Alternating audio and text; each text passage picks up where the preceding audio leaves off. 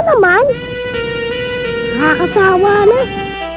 Sabi pala ni Itay, huwag sayangin yung pagkain. Kasi yung ibang bata, walang makain. Buti na lang, may gumagawa ng paraan para hindi ako magutom. Yamang lupa, yamang tubig, yamang puno.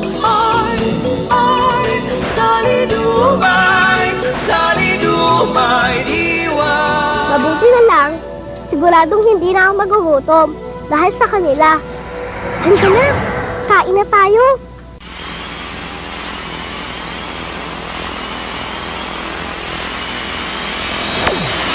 Kakayos mo lang mo, kagat na kagat. Bad talaga ang mangluloko. Tuloy nasisira ang magandang gawa ng iba. Ayaw talaga ni God ng mangluloko.